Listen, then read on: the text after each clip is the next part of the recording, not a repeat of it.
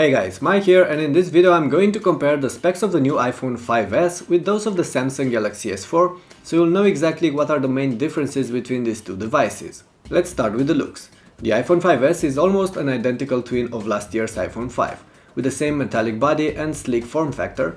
The Galaxy S4, as you probably know already, comes with a hyperglazed plastic casing, so it doesn't exactly feel premium. But at the same time, you can easily take out the back panel and get access to a replaceable battery and a microSD card slot. Of course, the Galaxy is larger than the iPhone 5. It's slightly thicker and heavier as well, but that's just normal considering the bigger display on the Samsung device. Speaking of that, there's a 5-inch screen on the S4 with a Super AMOLED panel and Full HD 1920 by 1080 pixel resolution. On the iPhone 5s, there's a smaller 4-inch screen with an IPS panel and 1136 by 640 pixel resolution. The Samsung screen is stunning and incredibly sharp, but displays oversaturated, somewhat unrealistic colors and is not very bright, which affects outside visibility. The panel on the iPhone 5s, identical to the one on the older iPhone 5, paints natural colors and is overall just very good. In terms of hardware, there's a dual-core 64-bit Apple A7 processor on the iPhone 5s with powerful graphics and 2GB of RAM. While on the S4 you can get either a quad-core or an octa-core CPU based on the version you're buying. There's also the M7 co-processing unit next to the A7 on the Apple. Regardless, on paper the Samsung outperforms the Apple handset, but when it comes to everyday performances, I'm pretty sure the iPhone 5s is still going to be the snappier of the two, knowing how the Galaxy fared against the older iPhone. That's because it's running iOS, a simpler and better optimized operating system.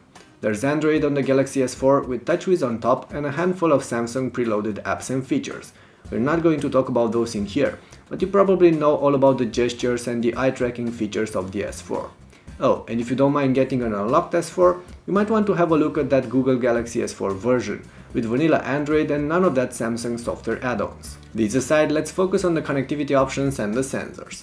There's 4G, wireless and Bluetooth on both these devices, but we get NFC on the Galaxy as well, plus an IR blaster that lets you use the phone as a remote control. As for sensors, besides the standard ones, you do get a fingerprint reader on the iPhone 5s, while on the Galaxy S4 there's a thermometer, barometer and a pedometer.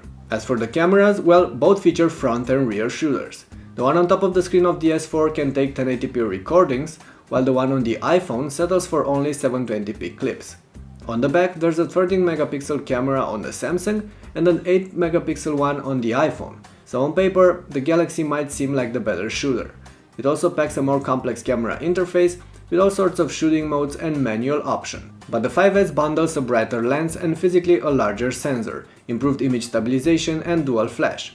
And the Galaxy S4 is known for having issues with poor light shots. So although it is too early to draw conclusions here, I'm pretty sure the new Apple handset will at the very least be a worthy competitor for the S4 when it comes to overall camera performances. And then there's the battery life. With the Galaxy you get a 2600 mAh removable battery, while on the iPhone 5s there's a smaller 1440 mAh encased one. And despite the hardware and software differences, the Samsung will outlast the iPhone in most cases. On top of that, you do get wireless charging on the Galaxy S4, but you will have to buy an extra accessory for that. All in all, Apple upped the game with the iPhone 5s, an incremental update over last year's iPhone 5. But the Galaxy S4 is in many ways a different device altogether, larger and running Android, so it is in the end up to you to choose one over the other based on what you fancy on a smartphone. Oh, and you should know that both these devices start at $199 with 2-year contracts, but if you're looking to buy them unlocked, the Galaxy is going to be somewhat cheaper than Apple's handset. Anyway, those being said, it's time to wrap this up. Thanks for watching, don't forget to subscribe for my next videos and I'll catch you guys later.